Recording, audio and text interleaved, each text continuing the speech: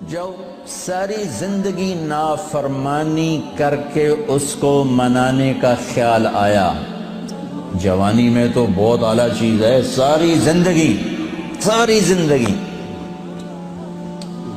وہ کیا کرتا ہے؟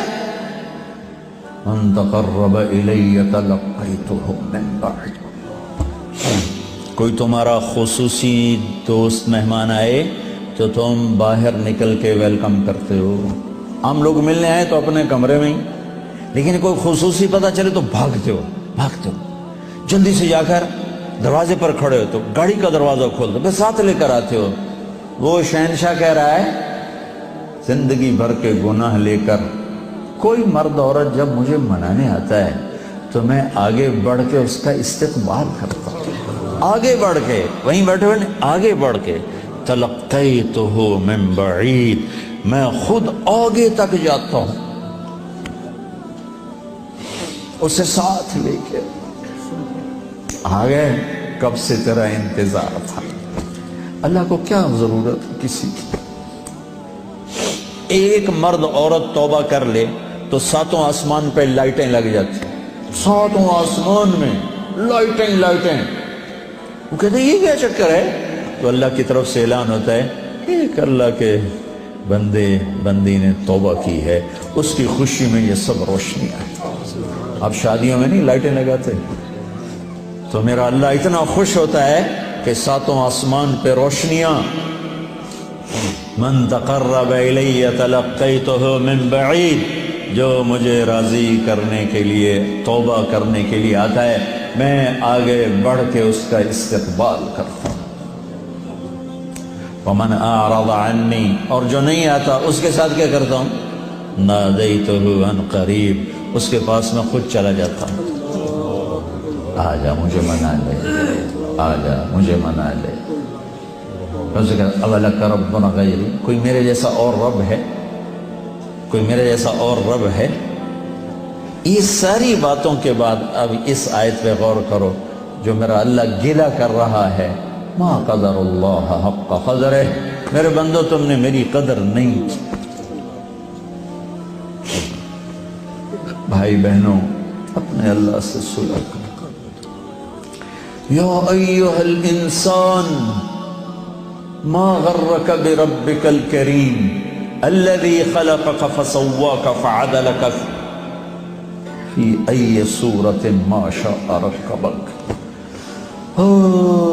انسان، کیا ان الفاظ میں کیا پیار ہے، کیا شہد ٹپکتا ہوا ہے۔ چھتے سے شہد ٹپکتا ہے، اللہ کی قسم، یا ایہا الانسان، صرف اس ایک بول میں ساری دنیا کا شہد بھروں، اس سے بھی اس میں مٹھاس زیادہ ہے۔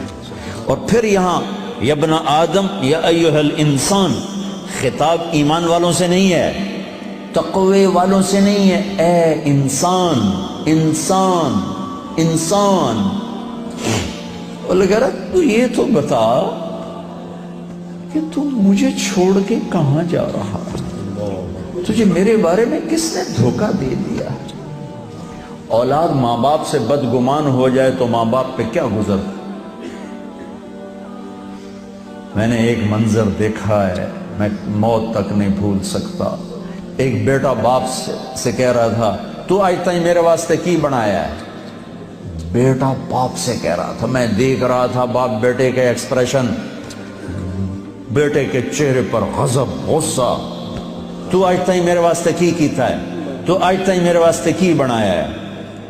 ہوئے ہوئے ہوئے ہوئے ہوئے، میں اب رو رہا ہوں، 40 سال پرانی بات، کہ جو اس باپ کے چہرے پر جو ایک غم تھا، ایک رنج تھا کہ میرے ہتھاں دا بال اج مینوں آدا، تو میرے واسطے کی بنایا ہے؟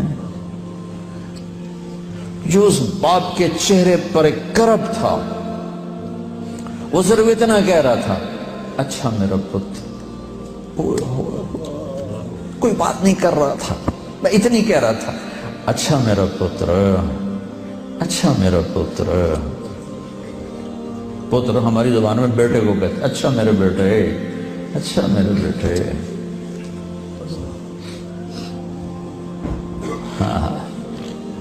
یہ یا ایھا الانسان میں اللہ یہ کہہ رہا ہے میرا بندہ میرے بارے میں دھوکہ کھا گیا تھا، میرے بارے میں بدگمان ہو گیا ہے، کیا ہو گیا ہے؟ آ تو صحیح کر میری رحمت تو دیکھ، آ تو صحیح۔ حضرت عمر رضی اللہ عنہ کے زمانے میں ایک شخص گویہ تھا، وہ ایک تارا ہوتا تھا، وہ بجا بجا کے نا اپنی روٹی کماتا تھا، بوڑھا ہو گیا، آواز ختم ہو گئی، فاقے آ گیا، تو گانا بجانا کوئی اچھا کام تو ہے نہیں، تو گیا جنت البقیع میں، تو کہنے لگا یا اللہ جب آواز تھی تو لوگ سنتے تھے، روٹی بھی چلتی تھی، آواز گئی تو روٹی بھی گئی، اب اس بڑھاپے میں کہاں جاؤں؟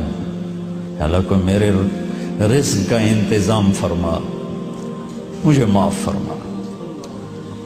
عمر رضی اللہ عنہ مسجد میں سوئے ہوئے تھے، ان کو خواب میں آواز آئی، میرا ایک بندہ جنت البقیع میں مجھے پکار رہا۔ کس کو آواز آئی؟ عمر۔ کس کے بارے میں؟ گانے والا۔ عمر رضی اللہ عنہ ننگے پاؤں دوڑے، ننگے سر،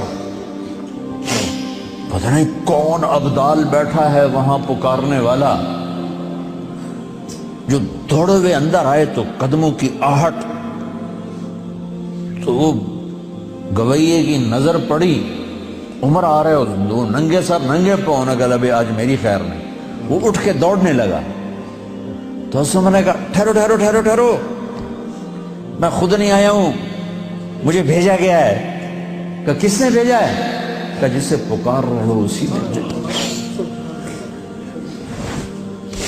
وہ بوڑھا بیٹھ گیا، کہنے لگا واہ میرے رب، ساری زندگی تیری نافرمانی کی، آج تجھے پکارا تو اپنے پیٹ کی خاطر پکارا، اور تو نے اتنا بڑا میرا اعزاز، اتنی بڑی مجھے عزت دی، اے اللہ مجھے معاف کر۔ اس کی چیخ نکلی اور مر گئی۔ عمر رضی اللہ تعالیٰ نے خود اس کا جنازہ